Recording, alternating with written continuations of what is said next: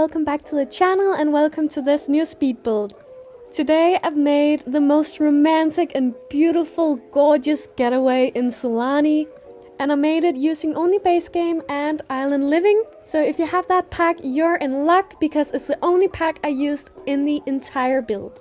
So for this build, I was kind of thinking of like a honeymoon destination, like some sort of vacation lot kind of vibe. It is super small and super cozy on the inside, but it has a lot of pretty outdoor activities and places to hang out. And it doesn't have things such as a computer or other of that kind of items that are very like everyday like. It's very, it's supposed to be a getaway. Personally, I think I'm going to use it as a honeymoon destination, probably be used in my Not So Berry challenge if one of them ever get married. I think it's part of the Not So Berry challenge that some of them have to, but still, you never know what's gonna happen. Maybe I just won't do it right, maybe it's a challenge for a reason, who knows. So if you haven't noticed that, I do have a gameplay series where I'm playing through the legacy challenge called Not So Berry, and right now I'm on the first generation, so it's a perfect time to jump in. I also have an inkling that I might be getting the Growing Together pack very soon because it's my birthday this Friday. So lots of that fun gameplay will definitely be included if I happen to get the pack. But even if I don't, you can trust me on this, it will have a lot of complicated relationships coming. Okay, but if we were supposed to focus on this build a little bit, you can see that it's made up of a lot of different foundations of different heights. So I think platforms are a hell to work with, so I just generally don't. But the thing about foundations is that you can't connect them when they're of varying heights. Like, at least you can't place them right up against each other. So that's where the stairs come in. So I have all these foundations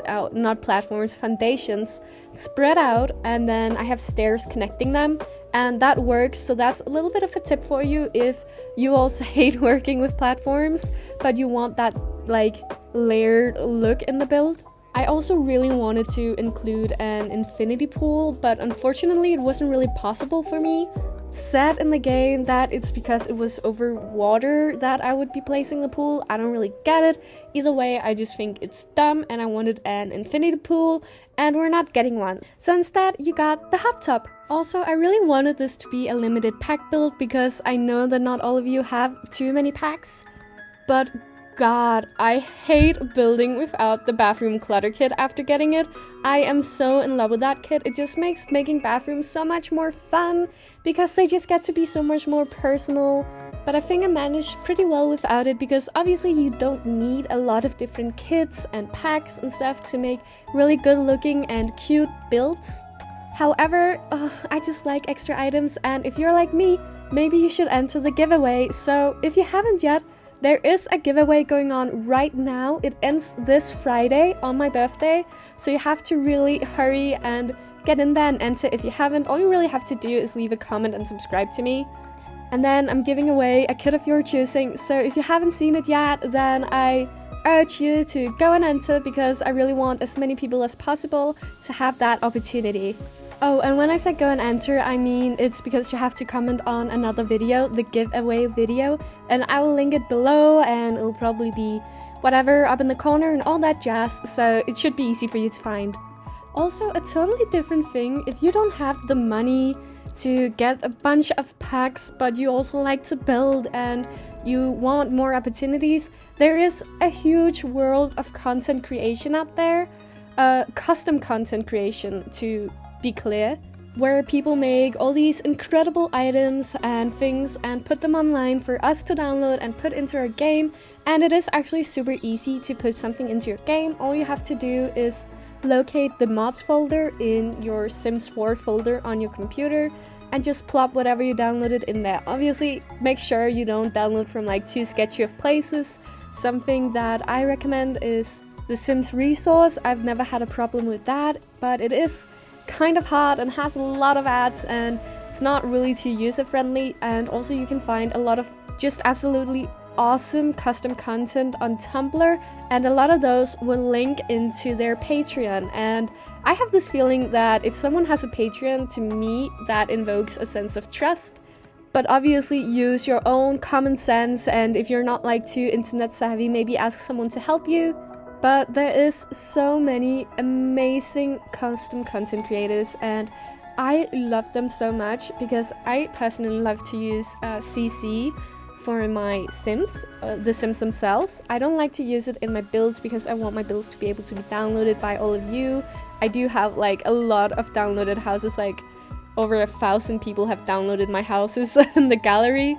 But I do love it for my own Sims, and if you are not actually making your houses for anyone but yourself, then maybe you should look into custom content too. It's really, it's a magical world out there, and people are so kind to spend their time doing that.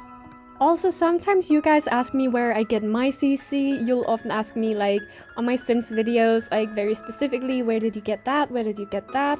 And I've decided that I want to start posting my different CC finds on my Tumblr page, because I do have a Tumblr specifically dedicated to Sims. It is always linked in the description, and right now there probably isn't a lot of CC finds. Maybe there will be when this comes up. But then you will at least be able to see the ones that I have in my game and that haven't caused me any problems. Okay, but back to the build. I know this living room looks like kind of a tight fit, but I promise you it is fully functional. I always playtest my builds, and they're able to get to all the seats and also get books out of the bookcases.